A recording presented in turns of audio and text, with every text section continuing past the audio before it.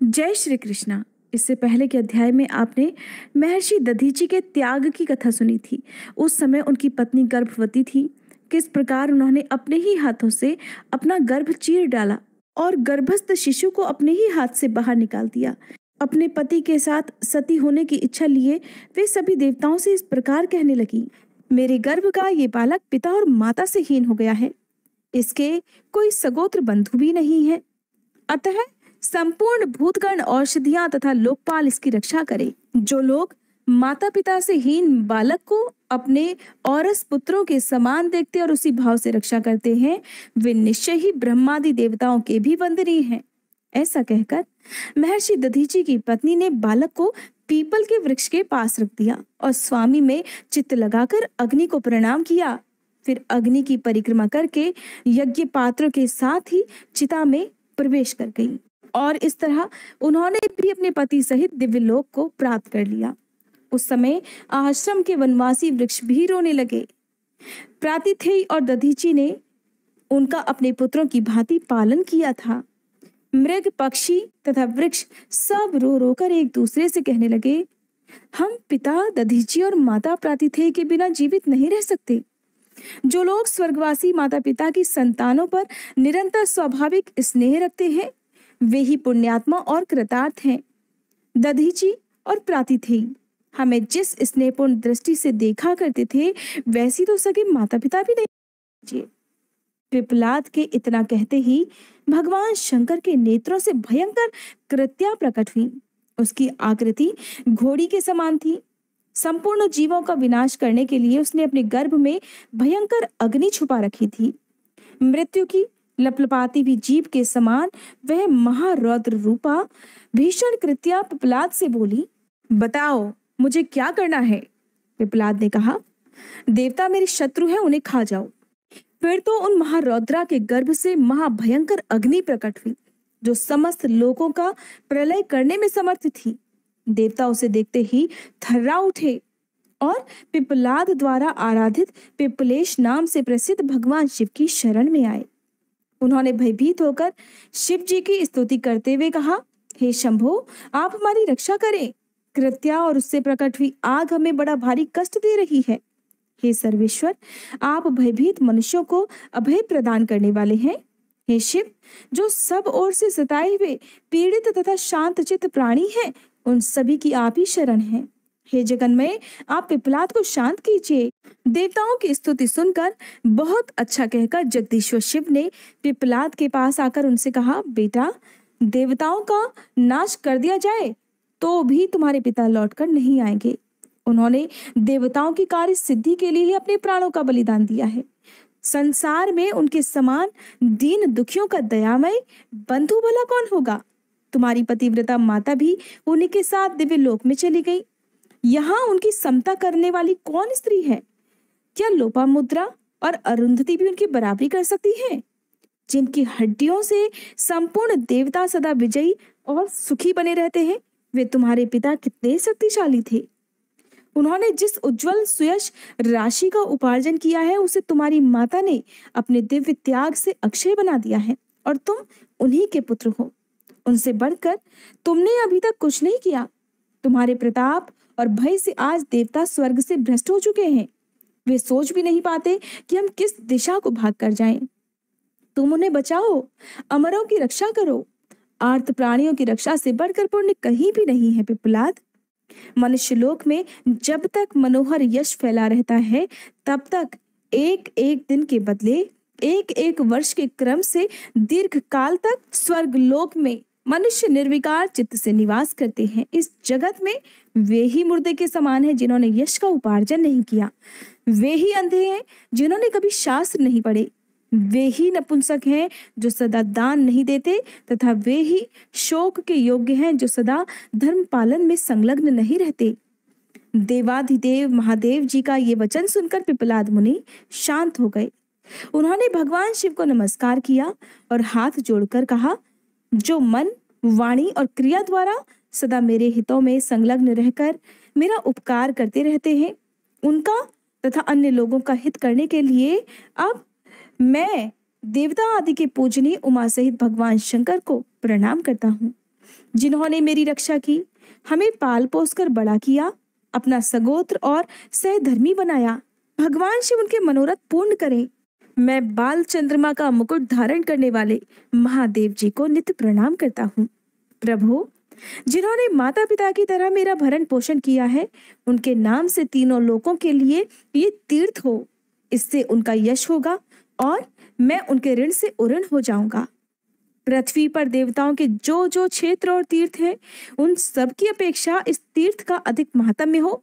इस बात का यदि देवता लोग अनुमोदन करें तो मैं उनके अपराध क्षमा कर सकता हूँ। पिपलाद ने ये बात इंद्र आदि संपूर्ण देवताओं के सामने कही और सब ने आदर पूर्वक इसका समर्थन किया। बालक पिपलाद की बुद्धि, विनय, विद्या, शौर्य, बल, साहस, सत्य भाषण, माता पिता के प्रति भक्ति तथा भाव शुद्धि को जानकर शंकर जी ने उनसे कहा, बेटा, जो तुम्हारा अभीष्ट हो उसे बताओ, वह तुम्हें अवश्य प्राप्त होगा। तुम अपने मन में अन्यथा विचार कभी मत करना। सुनकर पिपलाद बोले, हे महेश्वर, जो धर्मनिष्ठ पुरुष गंगा जी में स्नान करके आपके चरण कमलों का दर्शन करते हैं, उन्हें समस्त अभीष्ट वस्तुएं प्राप्त हो और शरीर का अंत होने पर वे शिव के धाम में जाएं। हे नाथ, मेरे पिता और माता आपके चरणों में पड़े थे। ये पीपल और देवता भी आपके स्थान में आकर सुखी हुए हैं। ये सभी लोग सदा आपका दर्शन करें और आपके ही धाम को जाएं। पिपलाद की बात सुनकर देवताओं को बड़ी प्रसन्नता हुई। वे उनके भय से मुक्त होकर इस प्रकार कहने लगे, हे ब्राह्मण, तुमने वही किया है जो देवताओं को अभीष्ट था।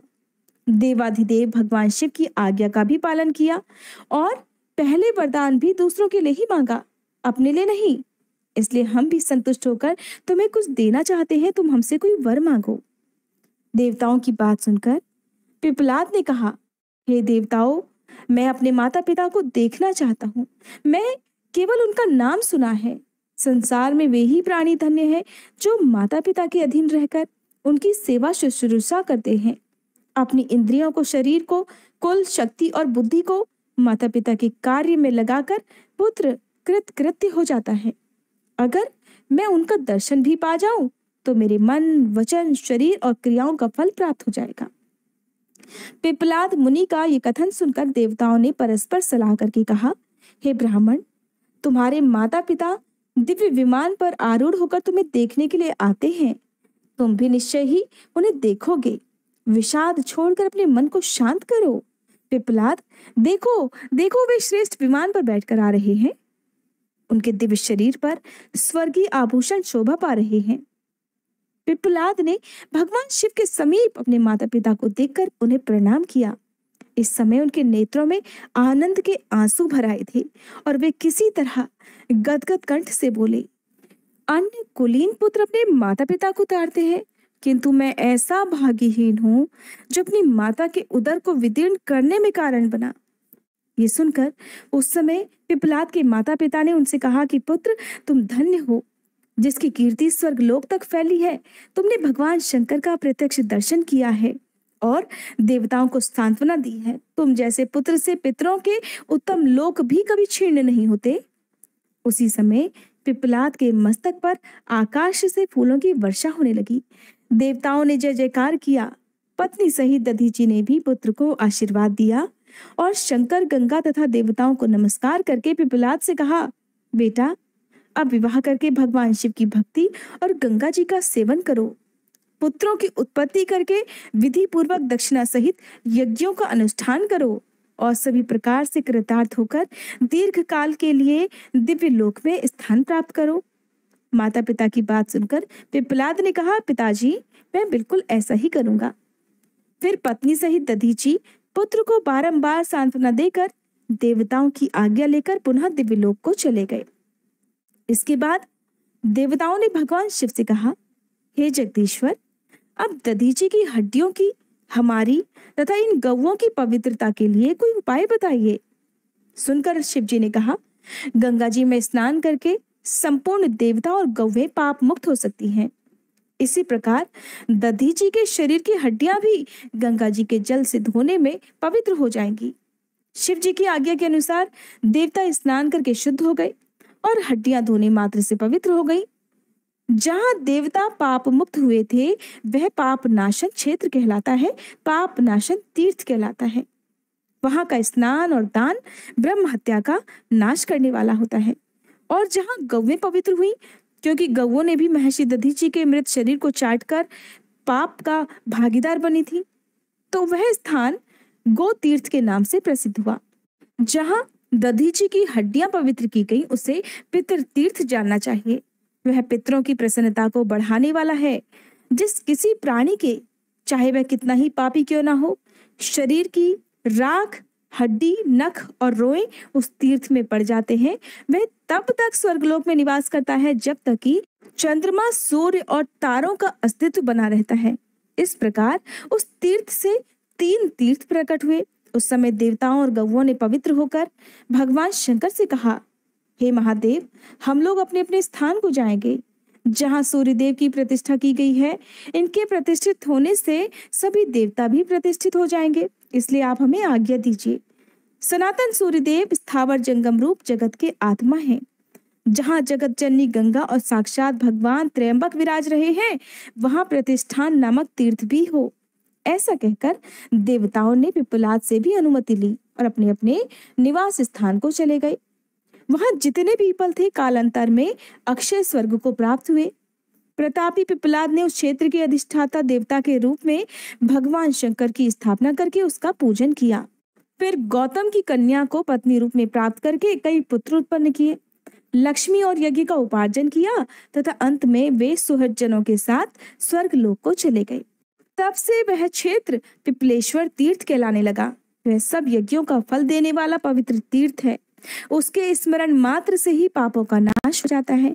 फिर स्नान, दान और सूर्य के दर्शन से जो लाभ होता है उसके लिए तो कहना ही क्या है।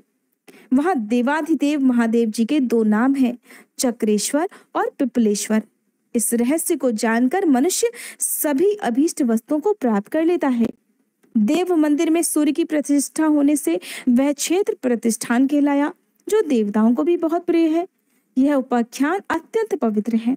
जो मनुष्य इसका पाठ अथवा श्रवण करता है वह दीर्घजीवी, धनवान और धर्मात्मा होता है तथा अंत में भगवान शंकर का स्मरण करके उन्हीं को प्राप्त कर लेता है।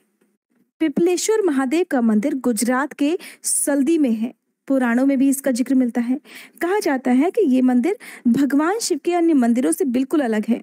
साथ ही इस मंदिर की सबसे बड़ी खासियत यह है कि यहाँ शिवलिंग की पूजा नहीं होती है, बल्कि शिवलिंग की जलधारी की पूजा होती है। यानी कि जिस जगह से भगवान शिव को शिवलिंग पर चढ़ाया हुआ जल गिरता है उस जगह की पूजा होती है। ऐसी मान्यता है कि भगवान शिव का ये मंदिर बेहद पवित्र और अद्भुत है।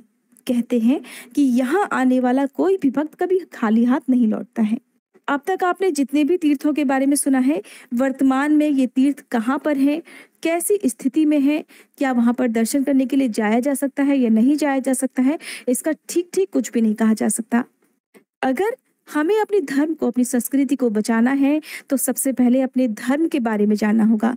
अपने पुराणों को बहुत गहराई से पढ़ना होगा। अपने पुराणों में जो सच्चाई लिखी है, जिस बात का विवरण मिलता है, उन सभी बातों को खोजना होगा। तभी हम सही मायनों में अपने धर्म की और अपनी संस्कृति की रक्षा कर पाएंगे। हरे कृष्णा। आज की कथा समाप्त हुई। उम्मीद है ये वीडियो आपको अच्छी लगी होगी।